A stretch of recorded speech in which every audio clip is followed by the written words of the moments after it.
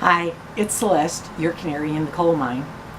Today I wanted to talk to you about something called emotional freedom technique. It's also nicknamed tapping. So this is a process where we lightly tap on various points on the body that are known to be key points on acupressure meridians. And we do that while we're talking about something that we find somewhat distressing. And in doing that, we neutralize the distress. And it allows us to release those troublesome memories, if they are memories, or release even troublesome current events. So let me give you a little demonstration of this. I have a fear of making mistakes in public, so I've been working on this with tapping in recent weeks. So let me just show you how this works. To start with, you start tapping on the side of your hand, like where you would usually hit a board if you were doing karate. And you start off by saying something like, even though I have this terrible fear of making mistakes in public and being humiliated in front of everybody, and everybody being able to see what, this stupid mistake that I made, I love and accept myself anyway. And I do that 3 times.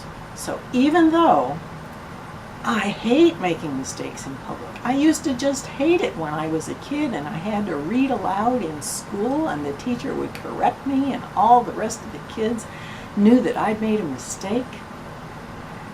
And I love and accept myself anyway. So even though I just hate making mistakes in public, making mistakes in public is the biggest embarrassment. I feel so much shame. I turn red in the face. I just can't stand it. But I love and accept myself anyway. Then I go on to tap on other spots on the body. Let me take my glasses off for this. So I start off tapping the end of my eyebrow toward the inner side. You can tap with either hand or both hands. I'll just tap with one. So I would start talking about the distress I feel while doing this tapping. So I might say, oh my God, there I was. I was in front of this whole group and I couldn't even pronounce that word right. And then I move on to the next spot, which is the side of the eye. It's the bony ridge, not back on the soft spot of the temple, right next to the eyeball. So I go on to the next spot and I go, and everybody heard me mispronounce that word. And I didn't even notice it. And I was so humiliated. Then I go on to the next spot and it's right underneath the pupil of the eye on the bony ridge.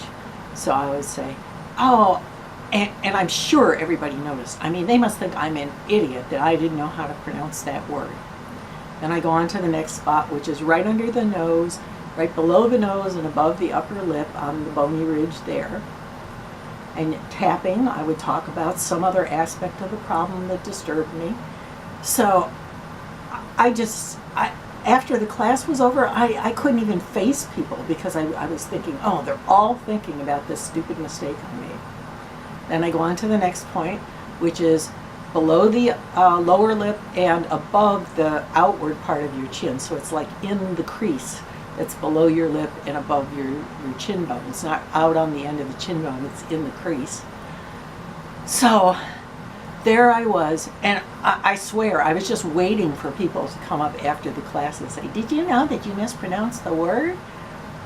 Okay, so not like right now, something's coming up for me. I'm tapping about, let's pretend it's a real current situation for me.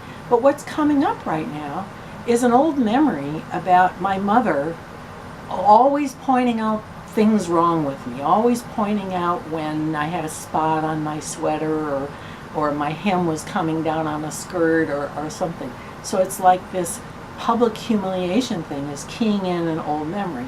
So I'm going to choose to go with that memory right now. I could continue going with the public humiliation thing, but actually the earlier memories have more power, and when you release those, a lot of other things unravel. So I'm going to just go with the memory of, oh, my mother was always correcting me in public. I couldn't be right enough for her. course, she always corrected me at home too. That was just her nature. She was always pointing out the flaws, not only in me, but everybody else.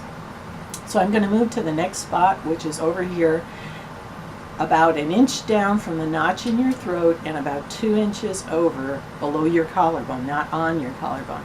Now, if you feel around there, you may have a tender spot right there. I do, and a lot of people do. And that's the meridian. That's the acupuncture point, is right on that tender spot. So tap around a little bit and maybe you'll have a little key in your body that'll let you know exactly where the spot is.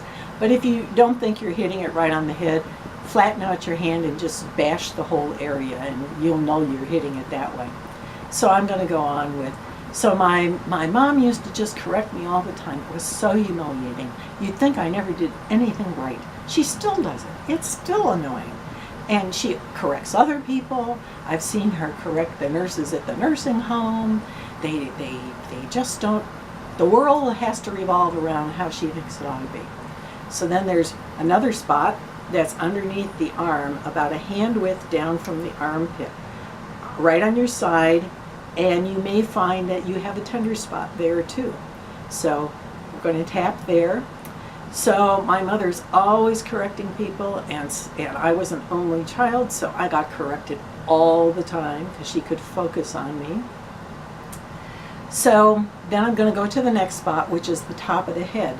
Now it's kind of that place where the bones all come together on the top of your head, where the baby would have a soft spot.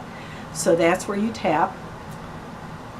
So, I don't know. I don't know why it upsets me so much, but it still upsets me. But I'm actually starting to feel a little better now, which frankly is exactly what this process does. By tapping on these various spots, we're removing ourselves from the part of our nervous system that is the fight or flight part that's all stirred up when something's bothering me. And we're moving over into the rest and relaxation part of the nervous system. That's exactly what this process is doing. So I'm talking about something that's bothering me. I'm going with any old memories that come up. And I'm tapping on the spots. So let me just go faster this time. So I just hated it when I had to, I was a clarinet player in the band, and I was pretty good, so I was usually the first chair or one of the first ones in the section, and that meant that I always had to play the darn solos, which meant I had to stand out and be heard, and oh my God, what an embarrassment if I played a wrong note. And I just hated it. I loved playing in the band, I loved playing with the other kids and playing beautiful music, but I hated being a soloist at those concerts. I mean, I would turn red. And one time, oh, here's another memory. One time, I even burned my fingers in the chemistry lab right before the concert. I think subconsciously I really did not want to play that solo. And the poor band director had to scramble to get the second chair player trained up so that he could play it, because I couldn't even play the clarinet because I couldn't close the holes with my burnt fingers. That just shows you how far I'll go to avoid. Can you feel that I'm shifting? How far I'll go to avoid being seen in public and the possibility of making a mistake in public. See, I'm finding it funny now, so I really know I'm releasing stuff. So I'm going to just keep tapping here. In fact, I'm going to encourage myself. I'm willing to let this go. There's no reason why I have to continue to be embarrassed about doing stuff in public where I could possibly make a mistake. Other people make mistakes all the time, and it's okay. That's how we learn. It's okay to make mistakes.